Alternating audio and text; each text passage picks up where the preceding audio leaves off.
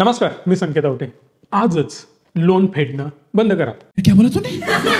Loan लवकरात लवकर भरून टाकतो, रिकामा होतो, डोक्याला त्रास नकोय, ही जी विचारसरणी आहे ना, आजच बंद करा. काय कारण आहे?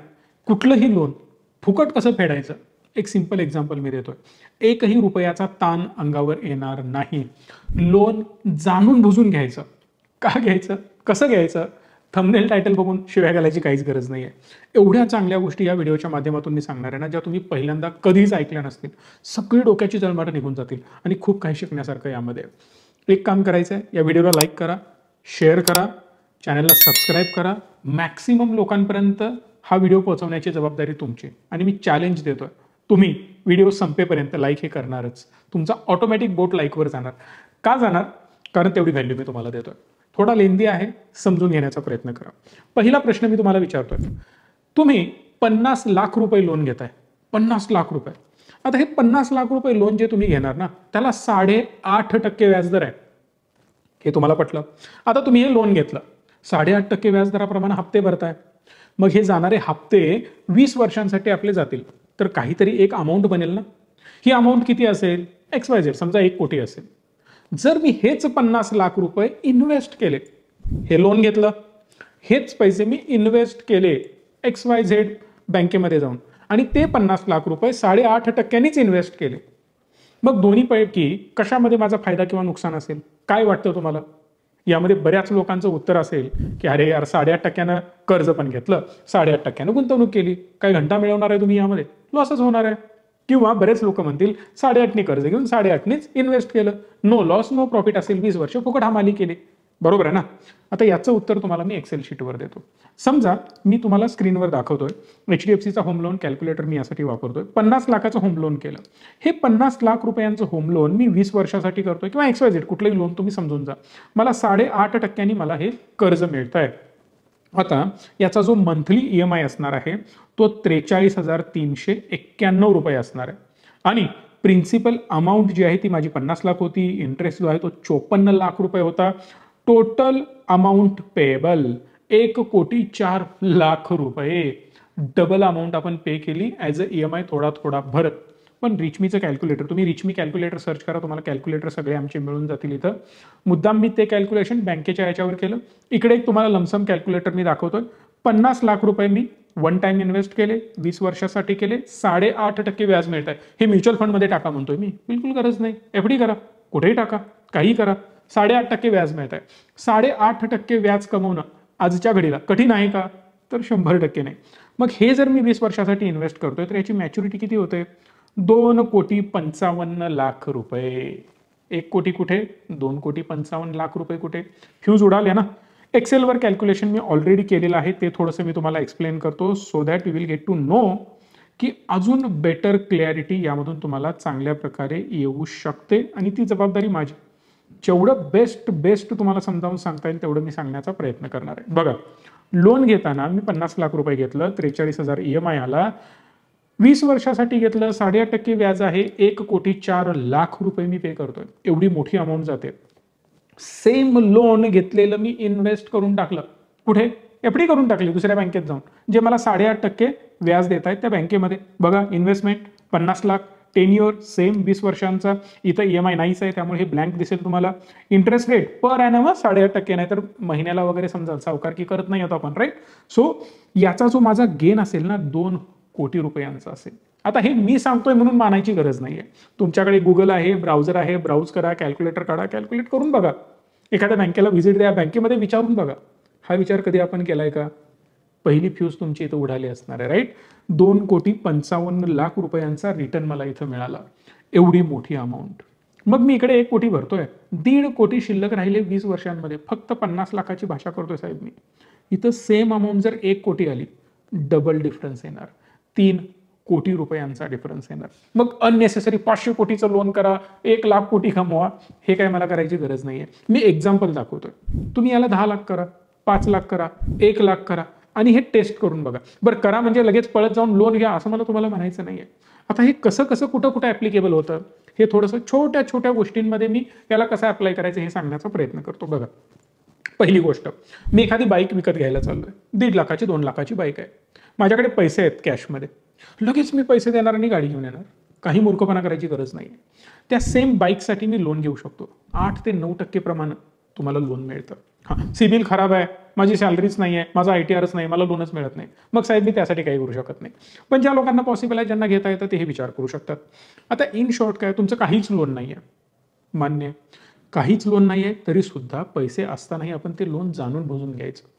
विचार करा, 50 लाखाची तुम्ही टू व्हीलर घेताय. एक उदाहरण म्हणून सांगतोय बरं, काही 50 लाखाची टू व्हीलर कोण घेत नाही, घेणारे घेतात. आपण सर्वसामान्य माणसं, आज सुद्धा मी 1.25 लाखाची टू व्हीलर वापरतो, तुमच्यासारखेच, आणि मी तुमच्यातलाच आहे. ते सेम आकडे आपण 1.25 लाख टाकून सुद्धा चेक करू शकतोय. मी उदाहरण आता कॅल्क्युलेशन केलेलेच आहेत, प्रत्येक वेळी बदलत बसण्याची काही गरज नाही. 50 लाखाची मी 4 व्हीलर घेतोय, समजा चला फॉर्च्युनर घेतोय, मी कॅशमध्ये घेण्यापेक्षा मी विचार केला लोन करतो, त्या लोनचे हप्ते मी भरतोय, राईट. होम लोन बऱ्याच लोकांना करायचं असतं, होम लोनचं पण होऊ शकतं. बऱ्याच लोकांकडे कॅश अवेलेबल असतं. कॅश इन द सेन्स काय, मी कमवलेले पैसे माझ्या अकाउंटला येऊन पडलेत, FD केलेले सगळी मोडून टाकली आणि मी घर बांधून टाकलं किंवा गाडी घेऊन टाकली, मी दागिने घेऊन टाकले, XYZ मी काहीही केलं, कशामध्ये, कॅशमध्ये. गरज नाही आहे ना, तेच पैसे मी इन्व्हेस्ट करतोय फक्त, आणि त्याचा जो EMI आहे तो मी पे करतोय. सो या केसमध्ये उदाहरण मी तुम्हाला दाखवलं, 50 लाखाचं समजा मी घर घेतोय. हे घर 50 लाखाचं घेण्याआधी, डायरेक्ट पैसे देण्याआधी मी काम काय केलं, या 50 लाखाला इकडे फिक्स डिपॉझिट करून टाकलं, FD. मी मार्केटला घेऊन आलेलोच नाही याला, ते कॅल्क्युलेशन पुढे दाखवतो मी तुम्हाला. त्याच्या आधी मला तुम्हाला हे सांगायचं आहे की मी हे पैसे इकडे इन्व्हेस्ट केले, तर 1.5 कोटी रुपये मी एक्स्ट्रा कमवले. आता मजेदार गोष्ट इकडे येते, जर मी हेच पैसे इन्व्हेस्ट केले म्युच्युअल फंडमध्ये, ॲव्हरेज 15% रिटर्न तुम्हाला मिळतातच मिळतात. या 15%च्या भरोशावर टोटल मॅच्युरिटी याची होते 8,18,00,000 रुपये. 8,18,00,000. मग तुम्ही म्हणाल सर 20% पण मिळतात, मग जाईल ना हा 10, 12, 15 कोटीला. No doubt, subjected to market risk, up and down होत राहणार, रिटर्न कमी जास्त होत राहणार. आता मार्केट डाऊन आहे, बऱ्याच लोकांचे इन्व्हेस्टमेंट खाली असणार, हे चालू राहणार, आणि प्रत्येक वर्षाला तुम्हाला 5-10% मार्केट खाली आलेलं दिसतंच, त्याला काही घाबरायची गरज नसते. दर 4-5 वर्षाला तुम्हाला एकदा मार्केट जोरदार आदळलेलं दिसेल. किती टक्क्यांनी, तर 20-20, 25, 30-30 टक्क्यांनी. तिथेही घाबरायची गरज नाही. जर काही खिशात एक्स्ट्रा पैसे असतील तर आपण ऍड करू शकतो ॲव्हरेजिंगसाठी, राईट. बट ओव्हरऑल जर बघितलं तर मार्केट 15% रिटर्न देतो, आणि इथून आपण चांगला गेन करू शकतो. मग तुम्ही म्हणाल 12% मिळाले तर साहेब 4-5 कोटी तर कुठे गेलेले नाहीत, मग 1 कोटीच्या अगेन्स्ट जर मला 4-5 कोटी मिळत आहेत तर मी ते का घ्यायचे नाहीत. आता पुढची कॅटेगरी येते. हां, आता तुमची मेजर ही कॅटेगरी आहे. तुम्ही कमेंट करण्याआधीच सांगतो, केली असेल लगेच जाऊन डिलीट करा. का डिलीट करा, कारण तुम्ही प्रश्न काय विचारणार आहे मला माहिती आहे. 50 लाख लोन घेतो, 50 लाख इकडे भरतो, आणि हा जो हप्ता येतोय 43,500 ते कुठनं आणू, ते माझ्याकडे नाही आहे. पहिली कॅटेगरी क्लिअर झाली तुम्हाला, की ज्याच्याकडे पैसा आहे त्यांनी सरळ लोन घेतलं आणि आपले पैसे होते ते इन्व्हेस्ट करून टाकले, आणि हप्ते काय करतो, तो खिशात भरत राहतो, कारण त्याचा इन्कम आहे तेवढा चांगला, म्हणून तर त्यानं 50 लाख सेव्हिंग केलं ना पहिला. मग कदाचित हे ॲप्लिकेबल 25 लाखाला करा, 10 लाखाला करा, 5 लाखाला करा, तेवढा पैसा तुमच्याकडे असेल आणि तुमच्या मंथली कमाईतून तुम्ही EMI भरत जाताय. EMI पण गेला, प्लस 5 कोटी, 8 कोटी, 10 कोटी एवढा मोठा कॉर्पस म्हणजे लॉंगर रनमध्ये बनवलं. आता हे जे पैसे आहेत हे कधीही काढू शकता, याला काही लिमिट आहे का, काढू नका, अडकून पडतात, लॉक इन आहे, असं काही प्रकार आहे का, तर 100% नाही. हे पैसे आपण कधीही काढू शकतो. बरं, मी म्हणतोय तुम्हाला मार्केटमध्ये जायला पाहिजे असं पण नाही, जाऊन FD करा निवांत, तरी सुद्धा आपण 1-1.5 कोटी आपण चांगले एक्स्ट्रा गेन करू शकतो, किंवा 50% इकडे 50% तिकडे करू शकता. अजून काही बरेच प्लॅन आहेत, म्हणून सांगतोय कधीही रिचमी सोबत एकदा कॉन्टॅक्ट करा, माहिती घ्या. इफ पॉसिबल कोल्हापूरला या, कोल्हापूरला या, ऑफिस आहे राजारामपुरीमध्ये. ॲड्रेस गुगलला जायचं, सरळ बघा, असं टाईप करा रिचमी, RICHME. रिचमी टाईप केल्यानंतर आमचा कोल्हापूरचा ॲड्रेस दिसतो, येऊन भेटू शकता, काहीच प्रॉब्लेम नाही आहे, राईट. सो एकदा प्लॅन करायचा आहे, हा आयुष्यभरासाठी प्लॅन झाला. एक डिसिजन, किती सिंपल आहे सांगा बघू, एक डिसिजन तुमचं पूर्ण आयुष्य बदलू शकतं. पण आपण तो डिसिजन घेत नाही, कारण तो अवेअरनेस नाही. आपल्याला आजपर्यंत काय शिकवण्यात आलं, कर्ज वाईट, त्याच्या नादाला लागलास ना संपलासच. ज्या ज्या लोकांनी कर्ज घेतली त्यांची वाट लागली. आज तुम्ही एक एक्झाम्पल जर बघितलात, मोठ्या मोठ्या ज्या बँका उभा राहिलेत, मोठ्या मोठ्या ज्या संस्था उभा राहिलेत, मोठ्या मोठ्या ज्या कंपन्या उभा राहिलेत, घ्या नावं घेतो, टाटा, बिर्ला, अदानी, अंबानी, सगळे कर्जावर उभे. इमॅजिन करा, आज जर सगळ्या बँकांनी यांच्याकडनं पैसे परत मागितले ना, 2 मिनिटात कंपनी ओत्याची नव्हती होऊ शकते. कुठलीही कंपनी, अदानी घ्या, अंबानी घ्या, टाटांच्या मोठमोठ्या ब्रँड्सना घ्या. हां, काही अपवाद आहेत कंपन्या ज्याच्यावर मेजर लोन नाही आहे, पण मेजर कंपन्यांवर खूप मोठं लोन आहे. ती कंपनी विकली तरी ते लोन सगळं संपणार नाही, एवढे मोठे लोन्स आहेत. म्हणजे काय, स्वस्त दरातनं पैसा उचलायचा, त्याच्यावर एक्स्ट्रा पैसे कमवायचे आणि आपण मोठं होत जायचं. हे सिंपल लॉजिक असतं, जे आपण कधीही मानत नाही, आणि इथं आपण चुकतो. बरं, ही जी रिस्क आहे कॅल्क्युलेटेड रिस्क आहे बरं का, अनकॅल्क्युलेटेड रिस्क ही नाही. अजून भरपूर गोष्टी आहेत पुढे, लगेच जाऊ नका. चला दुसरी कॅटेगरी. काय म्हणतो तो व्यक्ती, सर 43,000 रुपये कुठून आणू मी, म्हणजे ऑलमोस्ट 45,000 रुपये महिन्याला मी कुठनं देत बसू, तिकडे एवढी करतो, इकडे 45,000 खिशातनं भरत बसतो, मग मी खायचं काय पोटाला. डोंट वरी, उसका भी सोल्युशन आहे अपने पास. कसं ते पण सांगतो. आणि याच्यानंतरचा पॉईंट पण खूप इंटरेस्टिंग आहे. यातले असे 3 पॉईंट आहेत जे तुम्हाला कधीच कोणीही सांगितलेलं नाही. खूप महत्वाच्या गोष्टी आहेत, शांतपणे ऐकायच्या आहेत. पटलं तर चांगलंच आहे, नाही पटलं सोडून द्या. मी 15 मिनिटं तुमची वाया घालवली समजा, ओके. पण डेफिनेटली मला कमेंटमध्ये सांगा, 15 मिनिटं वाया घालवली की चांगल्या गोष्टी तुम्हाला यातनं शिकायला मिळाल्या. आणि मी खात्री देऊन सांगतोय, तुम्ही कमेंट करणार, मला यातनं 4 गोष्टी चांगल्या शिकायला मिळाल्या आणि मला त्याचा अभिमान आहे. 50 लाख रुपये बघा मी इन्व्हेस्टमेंट करतोय. आता मला 15% रिटर्न मिळाले. तुम्हाला काय पकडायचं ते पकडा. तुम्ही म्हणाल 12% घ्या, 10% घ्या, 11% घ्या, 16% घ्या, 25% पण घ्या. तुमची ज्याप्रमाणे एक्सपेक्टेशन आहे मार्केटकडून किंवा जे आजपर्यंतची हिस्ट्री तुम्हाला सांगते त्याप्रमाणे घ्या, काहीच इश्यू नाही आहे. फक्त मी तुम्हाला सजेशन काय देईन, 2 वर्ष पदरनं पैसे घालायचे. काय करायचं, जो हप्ता येतो ना 43,000चा, तो थोडासा खिशातनं ॲडजस्ट करायचा 2 वर्ष. मग 1 वर्ष करा, किंवा जर करता येत नसेल तर करू पण नका. पहिल्याच वर्षीपासून यातनं काढायला चालू करा. मी एक्झाम्पल काय पकडलं की मार्केट बाबा अपडाऊन होऊ शकतं ना, जसं आता डाऊन झालंय. मी बरोबर लोन काढलं आणि मार्केट डाऊन जायला लागलं आणि मी त्यातनं विड्रॉ करणार, थोडंसं अडचण होईल ना. मग या केसमध्ये मी काय करणार, थोडंसं 2 वर्ष त्याला मॅच्युअर होऊ देणार. कदाचित तुम्ही 50 लाखाची STP लावली असेल, त्याला थोडे थोडे थोडे पैसे इन्व्हेस्ट केले असतील. त्यामुळे काय होऊ शकतं की तुमचा पैसा थोडासा ड्रॉडाऊन होऊ शकतो. मग तिथे मी फसेन. 2 वर्ष शांत राहायचं, 1 वर्ष शांत राहायचं. आता मी इथं काय पकडलं, 2 वर्ष मी शांत राहिलो. तिथून पुढे 43,000ची विड्रॉल लागली. आता तुम्ही म्हणाल की सर ते पैसे तर भरायचे आहेत, मग काय करायचं. डोंट वरी, इथे इन्व्हेस्ट करताना एक 4-5 लाख रुपये कमी इन्व्हेस्ट करा, तेच पैसे भरत जा. बघा उदाहरणार्थ काय केलं मी इथं, 45 लाख रुपये, 1 2 3 4 5, 45 लाखच इन्व्हेस्ट केले. 5 लाख बाजूलाच काढले, डोक्याला त्रासच नको ना. म्हणजे माझ्याकडे पैसे नाही आहेत, हे नाही आहे, ते नाही, मार्केट डाऊन झालं, काही प्रॉब्लेम नाही, 5 लाख बाजूला ठेवा, FD करून द्या, डेट फंडात पार्क करा, गोल्ड वगैरे मध्ये पार्क करा आणि महिन्याला जरा जरा जरा काढून भरत राहा.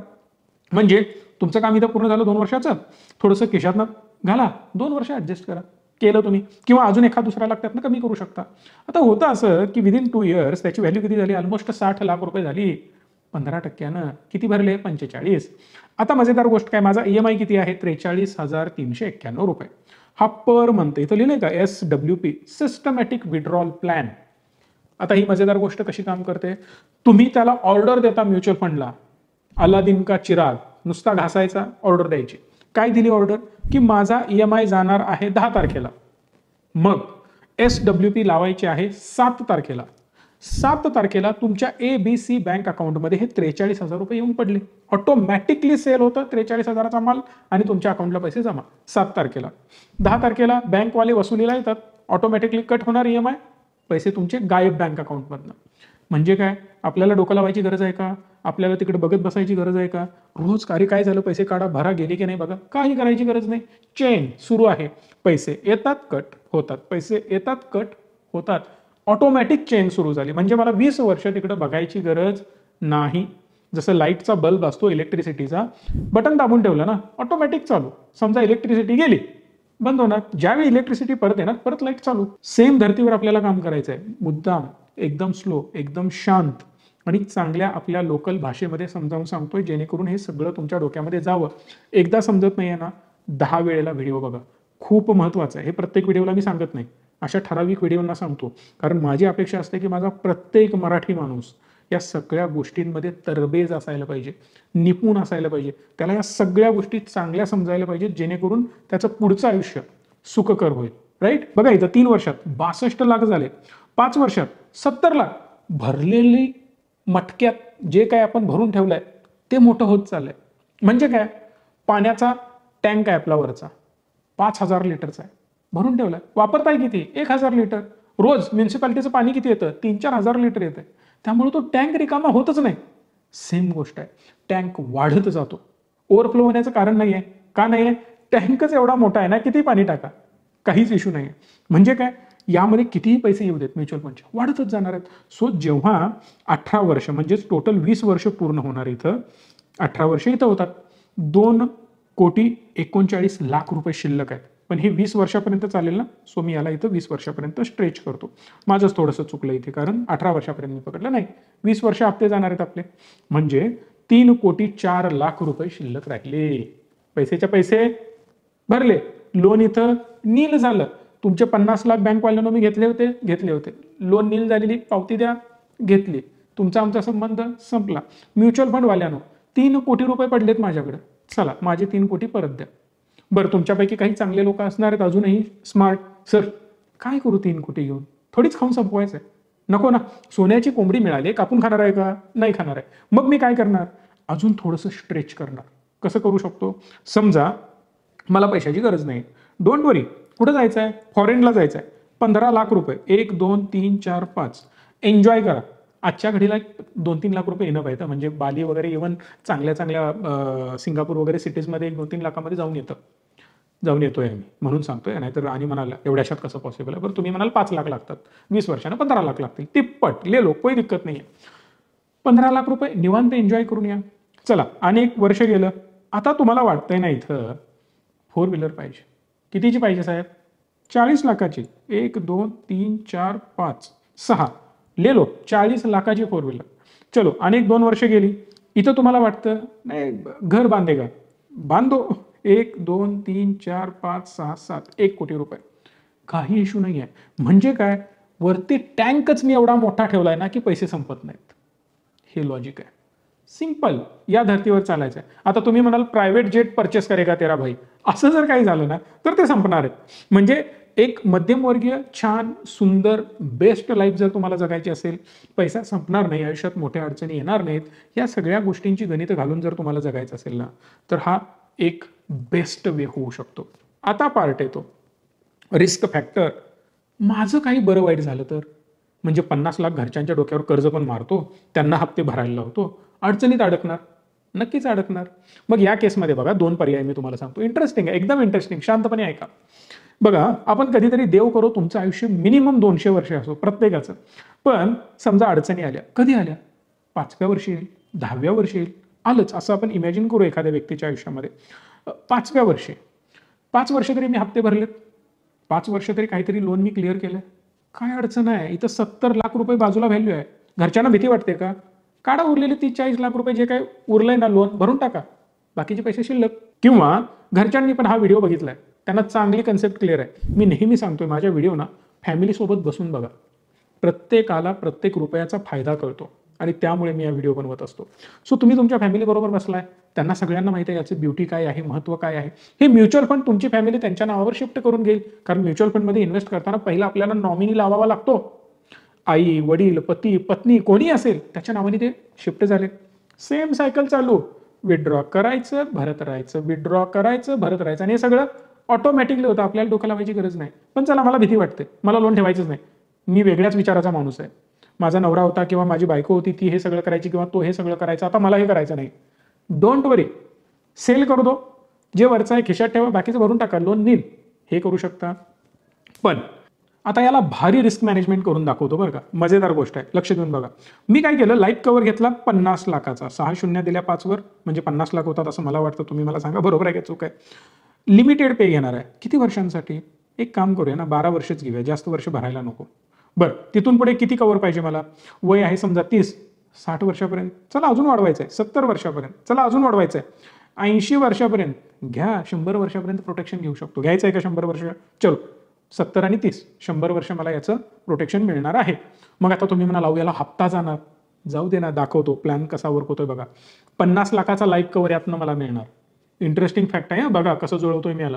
50 लाखाचा लाईफ कव्हर, आज जर त्या व्यक्तीची डेथ झाली, घरच्यांना 50 लाख, लोन नील, खतम, टाटा बाय बाय, लोन तर नील झालं, पैसे तसेच आहेत ना, इन्व्हेस्टेड मार्केटमध्ये एन्जॉय करू शकतो. बरं, तुम्ही म्हणाल दुसरा ऑप्शन, साहेब ॲक्सिडेंटल डेथ, ॲक्सिडेंटल डेथ झाली ना तर 45 लाख रुपये प्लस 50 लाख रुपये, 95 लाख रुपये मिळतात.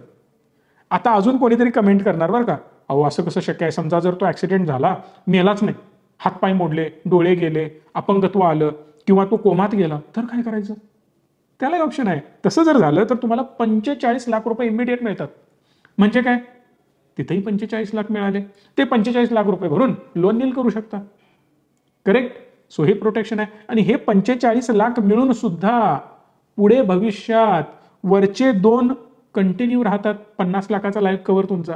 म्हणजे त्याच्यानंतर जर त्या व्यक्तीची आणि डेथ झाली तर परत 50 लाख मिळतात. ही ब्युटी आहे रिस्क कव्हर करायची. मग यासाठी पैसे तर भरपूर मोजावे लागणार ना. सांगतो किती लागणार.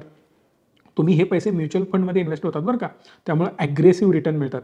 याचा जो इयरली खर्च आहे 50,000 रुपये आहे. बी स्पेसिफिक 51,934 रुपये. 52,000 पकडा. 52,000 मला 12 वर्ष भरायचे, फक्त 12 वर्ष बरं का. तुम्ही जर टेन्युअर वाढवला 15 वर्ष 20 वर्ष तर अजून हा कमी येतो. पण मी जास्त का ठेवू देत नाही, कारण बघा ना प्रत्येकाची लाईफ सायकल आहे. प्रत्येकाला वाटतं आयुष्यभर हप्ते भरत बसायचे का, पण नाही, पैसा पण एन्जॉय करायचा आहे ना. एक 10-12 वर्ष खूप झाले, त्याच्यावर अति मेहनत करायची गरज नाही. 10-12 वर्षाची मेहनत मला आयुष्यभर बसून खायची ताकद द्यायला पाहिजे, हे डोक्यात ठेवायचं फिट, आणि ते तुम्ही ठेवणार. सो इथं मी काय केलं की लाईफ कव्हर घेतला. कितीचा घेतला तर 50 लाखाचा घेतला. आता याचं कॅल्क्युलेशन दाखवतो, खूप इंटरेस्टिंग आहे. यानं जे रिटर्न दिलेत ना गेल्या 5 वर्षांमध्ये 28% दिलेत, 3 वर्षात 24% दिलेत, 1 वर्षात 43% दिलेत. म्हणजे काय, सब्जेक्टेड टू मार्केट रिस्क. तुम्ही म्हणाल हे काय लपड आहे, एक तर तुम्ही लाईफ कव्हर सांगितलं. जोपर्यंत जिवंत आहात ना तोपर्यंत हा 50 लाखाचा कव्हर चालू राहणार. माणूस 80 वर्षाला तरी जातं, 85 वर्षाला तरी जातं, 85व्या वर्षी सुद्धा जरी डेथ झाली तरी पण 50 लाख मिळणार आहेत. ही या प्लॅनची ब्युटी आहे. बरं भरायची किती आहेत, 50,000 पर इयर. किती दिवसांसाठी, 12 वर्षांसाठी. 6 लाख रुपये आपण भरतोय 12 वर्षात. पण 6 लाखाच्या अगेन्स्ट मला मिळतंय काय, 50 लाखाचा कव्हर. कधीही जाऊ दे. बरं तेवढंच मिळतंय का, नाही. या दाखवतो, खूप इंटरेस्टिंग फॅक्ट आहे. म्हणजे जे मला रिटर्न मिळाले ते ऑलमोस्ट 24%, 43%, 28% ही हिस्टॉरिकल रिटर्न आहेत. आपण ॲव्हरेज पकडूया, 20% तरी हा देईल का नाही, मला देऊ शकतो. जर हा 20% रिटर्न दिला तर इथं खाली बघू शकता 193 नाही, अजून मोठा आकडा आहे हा, 3, 3, 6 आणि 7, 1936 कोटी दिसतंय. कधी तुम्ही म्हणाल 100व्या वर्षी. काय करू 100व्या वर्षी घेऊन, अहो साहेब काहीच प्रॉब्लेम नाही. 5 वर्षांनी पैसे विड्रॉ करू शकतो आपण, जी काही त्याची व्हॅल्यू असेल. मग ती किती असू शकते, समजा 20 वर्षानंतर मी विड्रॉ करतोय, 42,94,000 रुपये त्याची व्हॅल्यू आहे 20 वर्षांनी. म्हणजे लोन पण नील झालं, इकडं पण 42 लाख आले, आणि 1 कोटीचा 50 लाखाचा कव्हर तो पण आहे. टोटल ऍक्च्युली तो 1.5 कोटी होतात. वर 50, नंतर 50, नंतर 50. कसं सांगितलं मी तुम्हाला, एक तर लाईफ कव्हर आहे, ऍक्सिडेंटल कव्हर आहे, आणि त्यानंतर परमनंट डिसेबिलिटीचा एक कव्हर आहे. हातपाय मोडले, डोळे गेले, अपंगत्व आलं, कोमामध्ये गेला, अशा सगळ्या गोष्टींमध्ये. बरं ते जाऊ दे, ते काय होणारच नाही आपल्यासोबत. आपण एकदम घट्ट ठणठणीत माणसं आहोत, काही प्रॉब्लेम नाही. आपण 200 वर्ष जगायचं आहे. मग या केसमध्ये समजा तुम्ही 30 वर्षानं म्हणजे वयाच्या 60व्या वर्षी ते पैसे काढणार आहात, तर 2,32,00,000 रुपये त्याची व्हॅल्यू होते. बरं तुम्ही अजून पुढे जाणार आहात 40व्या वर्षी, 12,48,00,000 त्याची व्हॅल्यू होते. भरलेत फक्त 6 लाख रुपये. ही ब्युटी आहे याची, ही याची जादू आहे. ही जी जादू आहे ना ही प्रत्येकाकडे पाहिजे. जिंदगी के साथ भी, जिंदगी के बाद भी, असा सिंपल आपण प्लॅन करायचा आहे, म्हणजे जबरदस्त रिटर्न आपल्याला मिळतात. आणि यालाच म्हणतात प्रॉपर फायनान्शियल प्लॅनिंग करणं. हे जेव्हा तुम्ही करायला शिकाल, योग्य प्रोडक्टमध्ये योग्य ठिकाणी योग्य प्रकारे गुंतवणूक कराल, तुफान पैसा असेल आयुष्यात. फक्त स्मार्ट डिसिजन घ्यायला पाहिजे. आता या सगळ्यांमध्ये तुम्ही डॉक्टर, वकील, इंजिनियर किंवा एकदम नासाचे एम्प्लॉय वगैरे असण्याची गरज आहे काही नाही. कोणीही व्यक्ती हा इझिली ही गोष्ट करू शकतो. अति जगावेगळा स्मार्टनेस काही गरजेचा नाहीये. नाही हो सर, माझं जरासं ते BA झालंय आणि एवढं काही मला यातलं कळत नाही, कॉमर्सचा विद्यार्थी मी नाही आहे. हो साहेब गरज पण नाही आहे, कशाला पाहिजे, हे कोणीही करू शकतो. आमची मदत हवी असेल तर आम्ही आहोतच, तुम्ही कॉल करून सविस्तर माहिती घेऊ शकताय. पण महत्त्वाची गोष्ट काय, एकतर मी लाईफ पण सिक्युअर केली, प्रॉपर इन्व्हेस्टमेंट पण केली, पैसे पण भरले. यामध्ये वेगवेगळ्या लोकांना वेगवेगळे सल्ले काय, ज्याच्याकडे खिशामध्ये पैसा आहे, पडून आहे, मंथली इन्कम पण आहे, बिंदास्त लोन घ्या, पडलेले पैसे इन्व्हेस्ट करा, निवांत चालते पैसे. बरं जो लाईफ कव्हर मी तुम्हाला सांगितलं ना, त्यातनं 2 कोटी रिटर्न वगैरे येऊ शकतात. एवढे रिटर्न मिळाले तर no doubt subjected to market risk, मार्केटमध्ये ते इन्व्हेस्ट होतात. टाटांचा प्लॅन आहे बरं का तो. म्हणजे असंच अंडू कोणतीही कंपनी मी तुम्हाला सांगत नाहीये. म्हणजे कधीही आम्ही ज्या गोष्टी सांगतो त्या वेल नोन, वेल ब्रँड, वेल सिक्युअर्डच प्रोडक्ट आम्ही तुमच्यासमोर घेऊन येत असतो. राईट, ही एक गोष्ट झाली. दुसरी महत्त्वाची गोष्ट काय, मिळणारे पैसे टॅक्स फ्री. इमॅजिन करा साहेब, 3 कोटी मिळतात, ऑलमोस्ट 50-60 लाख रुपये माझा टॅक्सच जातो त्यावर. पण इथं या केसमध्ये काय होतं, 0 टॅक्स, 1ही रुपया टॅक्स नाही. ही याची ब्युटी आहे. कशाची, जो प्लॅन सांगितला त्याची, 50 लाख लाईफ कव्हरवाला. म्युच्युअल फंडमध्ये जे करतोय, जाऊ दे ना टॅक्स सेव्हिंग सुद्धा करायला अनेक मार्ग आहेत. चांगल्या वेनं, प्रॉपर वेनं. 2 नंबर करायची काही गरज नाही. आणि आयुष्यात आम्ही कधीही 2 नंबर गोष्टींना प्रमोट करत नाही. चांगल्या मार्गाने पैसा कमवता येतो, चांगल्या मार्गाने टॅक्स वाचवता पण येतो. अनेक मार्ग आहेत, हळूहळू मी तुमच्यासोबत ते शेअर करेन. सो पैसा असेल तर बिनधास्त तुम्ही यामध्ये टाका, स्वतःच्या खिशातनं EMI भरा, मोठी अमाऊंट मिळेल. पैसा नसेल, ॲडजस्ट होऊ शकतो, थोडंफार मागे पुढे करून मी मॅनेज करू शकतो. SWP लावा, चालू करू शकता. काहीच करायचं नसेल, तुमचा डिसिजन आहे. मग मी तुमचा वेळ वाया घालवला असा त्याचा अर्थ होतो, तेही मला कमेंट बॉक्समध्ये सांगू शकता की हे आमच्यासाठी ॲप्लिकेबल नाही, यात काही मजा नाही. पण मला खात्री आहे हे तुम्हाला आवडलं असेल. तुम्ही हे मॅक्सिमम लोकांपर्यंत पोहोचवायला पाहिजे आणि त्यांना शांतपणे बस आणि बघ हे सांगायला पाहिजे. आय होप की तुम्हाला हा व्हिडिओ खूप चांगला आवडला असेल, म्हणून तुम्ही लाईक शेअर चॅनलला सबस्क्राईब देखील कराल. धन्यवाद. Stay tune and stay positive.